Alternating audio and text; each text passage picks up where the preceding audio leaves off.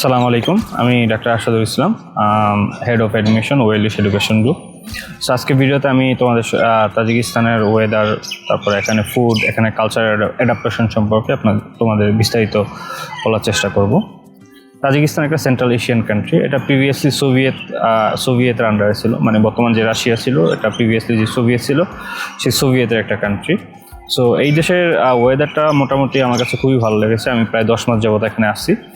So এখানে mainly উইন্টারে শীত থাকে এবং স্নোফল হয়, এবং গরমের সময় এখানে 2 মাস জুলাই আগস্ট এই 2 মাস এখানে হট সিজন আর কি, অনেক গরম থাকে, অ্যারাউন্ড 40 ডিগ্রির মতো। তো মেইনলি এই টাইমে ইউনিভার্সিটি অফ থাকে, সামার ভ্যাকেশন থাকে। এছাড়া বাকি যে সময়টা, যেমন ফেব্রুয়ারি থেকে মে পর্যন্ত, এই ওয়েদারটা খুবই সুন্দর, না গরম না শীত এই টাইপের। রাতের বেলা হালকা শীত লাগে, দিনের বেলা দেখা যায় যে কমফোর্টেবল ড্রেসে এখানে ঘোরাফেরা করা যায়।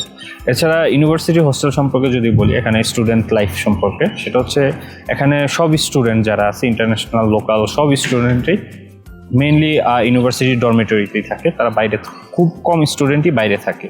সো ইউনিভার্সিটির হোস্টেল ফ্যাসিলিটিস হচ্ছে এখানে 2 সিটার 3 সিটার 4 সিটার রুম আছে। সো স্টুডেন্টরা চাইলে এখানে এই 2 সিটার 4 সিটার রুমে যে যার মতো করে চয়েস অনুযায়ী পেমেন্ট সাপেক্ষে সে এখানে থাকতে পারে। আর ইন্টারন্যাশনাল স্টুডেন্টের যে ফুডের যে ব্যাপারটা থাকে, যে ইউনিভার্সিটি হোস্টেলে অ্যাজ কান্ট্রি ওয়াইজ তাদের যেই ইন্টারন্যাশনাল ম্যাচ থাকে, সেখানে তারা ইন্ডিয়ান, পাকিস্তানি এবং বাংলাদেশি স্টুডেন্টদের জন্য এখানে বাংলাদেশি ফুডেরও ব্যবস্থা হচ্ছে নেক্সট সেপ্টেম্বর থেকে।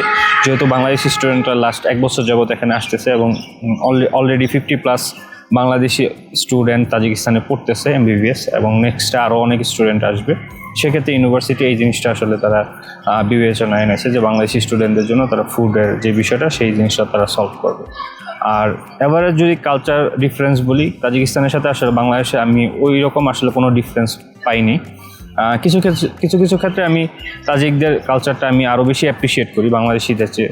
এখানে ছেলে বলি মেয়েলি অথবা এখানকার লোকালদের যদি কথা বলি, তারা খুবই ফ্রেন্ডলি, এবং এখানে 98% মুসলিম, এবং তারা ইন্টারনালি খুবই ধার্মিক এবং খুবই কালচারাল ওরিয়েন্টেড এবং খুবই মডেস্ট। ঠিক আছে, তো তাদের চলাফেরায় কোনো উচ্ছৃঙ্খলতা নাই, তাদের ভিতরে কোনো অ্যাগ্রেসিভনেস নাই, তাদের ভিতরে কোনো কালচারাল রেসিজম বা কালার রেসিজম এই ধরনের কোনো কিছু আমি পাইনি।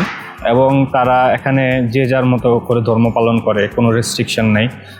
তারপরে এখানে আপনি রাস্তাঘাটে চলাফেরা করেন, কেউ আপনার কালার দেখে বা আপনি ডিফারেন্ট ফেস দেখে যে সে আপনাকে একটা মানে আপনাকে কটূক্তি করবে এরকম না। জাস্ট তারা খুবই ফ্রেন্ডলি, তারা সালাম দেয়, কুশল বিনিময় করে। তারা কেউ যদি ইংলিশ পারে, সেক্ষেত্রে আপনার সাথে কমিউনিকেশন করে, আর আপনার কালচার সম্পর্কে তারা জানতে চায়। সো ওভারঅল এখানকার কালচার, স্টুডেন্ট লাইফ সব কিছু মিলে একটা স্টুডেন্ট খুবই কমফোর্টেবল একটা লাইফ লিড করতে পারবে তাদের স্টাডি পিরিয়ডে। সো এখানে আপনারা চাইলে আসতে পারেন for study purpose, for tour purpose, যে কোনো পারপাসে আসতে পারেন।